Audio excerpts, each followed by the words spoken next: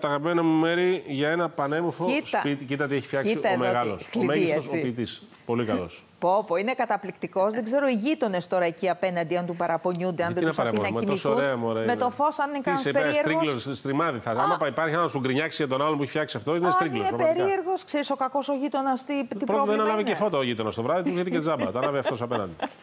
Δέσποινα, καλημέρα. Πρώτον, λίγο θέλω να μου πεις πόσο κρύο έχει εκεί τώρα. Λοιπόν, καλημέρα.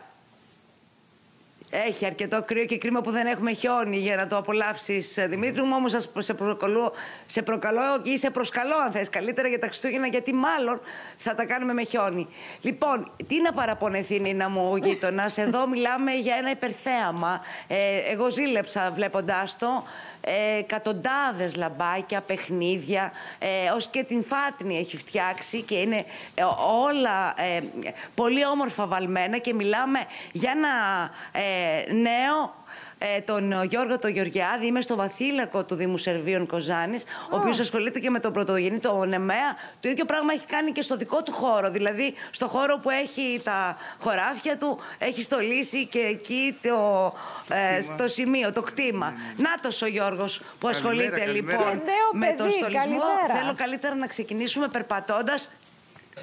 Καλημέρα σας, καλημέρα σας. Γιώργο μου, θα πάμε από εδώ με τη βοήθεια του Τρίφωνα του Ζήση για να μας ξεναγείς. Καταρχήν θέλω να μου πεις τι ήταν αυτό που σε έκανε να ασχοληθείς. Μιλάμε για χιλιάδες λαμπάκια. Πόσες χιλιάδες λαμπάκια? 25.000 λαμπάκια είναι.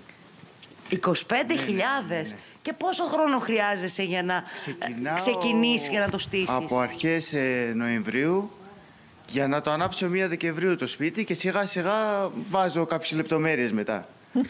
Είναι κάτι που το έκανε και η οικογένειά σου ή είναι κάτι που εσύ, πώς ξεκίνησε? Δηλαδή, από μικρός, έτσι, γεννήθηκα κιόλας 26 Δεκεμβρίου και γεννήθηκα μέσα στο κλίμα των Χριστουγέννων και λίγο με τα χρόνια βλέπουμε αυτό το αποτέλεσμα. Τώρα θέλω να μου πεις και θα προχωρήσω λίγο για να δείτε και τα παιχνίδια. Δεν ξέρω πού να σας πρωτοπάω για να δείξω όλο αυτό το κομμάτι του στολισμού εδώ με τον Γιώργο τον Γεωργιάδη.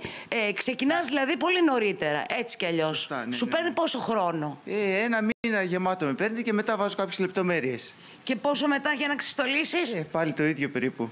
Τώρα να ρωτήσω και κάτι που θα το ρωτήσουν όλοι. Όλο αυτό δεν έχει ένα κόστος? Έχει να φανταστώ. Έχει φυσικά. Κάθε χρόνο από λίγο για να γίνει αυτό. Και ένα κόστος μετά για να ανάβουν όλα αυτά τα λαμπάκια? Δεν πειράζει. Γιορτές είναι, να είμαστε καλά και τέτοια είναι τα κόστη της ζωής. Λοιπόν, ακούσατε κάτι καλύτερο? Εγώ δεν έχω ακούσει. Ναι. Κοιτάξτε λοιπόν, ανεβαίνοντας τη σκάλα για να μπορέσουμε να φτάσουμε στην είσοδο, γιατί και μέσα είναι, δεν θα ενοχλήσουμε όμως. Δεν ξέρω, εγώ έχω μείνει άφωνη πραγματικά. Έχουμε δει και άλλα στολισμένα σπίτια. Έχουμε και το χριστουγεννιάτικά μας, έτσι. Ο Βασίλης μας λέει χρόνια πολλά. Ναι, παίζει και μουσική. Λοιπόν, να είσαι πάντα γερός και να τα κάνεις. Εσείς και εσείς να είστε καλά όλοι. Για ένα τέτοιο σπίτι, για να το στολίσει, γιατί είναι και ένα μεγάλο σπίτι, είναι η αυλή και είναι και από τον πίσω χώρο στολισμένο. Δεν έχει κρατήσει μόνο την είσοδο δηλαδή και πέριξε εδώ της αυλής, είναι γύρω-γύρω στολισμένο. Θέλω να μου πείτε, σταματάει ο κόσμος, κοιτάει? Ο κόσμος το χαίρεται το σπίτι, χαιρόμαστε κι εμείς. Μας δίνει κάθε χρόνο να συνεχίζουμε να στολίζουμε και να τους κάνουμε χαρούμενους και εμείς και αυτοί να κάνουν χαρούμενους εμάς. Ωραία, μπράβο. Από ό,τι αντιλαμβάνουμε, γιατί τα Χριστούγεννα είναι κυρίως η γιορτή των παιδιών. Σωστά. Να στείλουμε μια ευχή. Βλέπω ότι είναι πάρα πολύ φιλόξενη, θα πρέπει να σας πω, η οικογένεια, αλλά και ο Γιώργος έτσι, ένα παιδί με χαμόγελο. Να σου ευχηθούμε τα καλύτερα και να στείλεις εσύ τη δική σου ευχή. Πάμε στην είσοδο μαζί με τον Αγιο Βασίλη για να πούμε όλο τον κόσμο έτσι, να είναι φωτεινά τα Χριστούγεννα. Φωτεινά τα Χριστούγεννα, όπως φωτίσαμε κι εμείς όσο μπορούσαμε και φέτος. Εύχομαι καλά Χριστούγεννα σε όλες τις οικογένειες, υγεία, αγάπη, ευλογία και να περνάνε όμορφες στιγμές.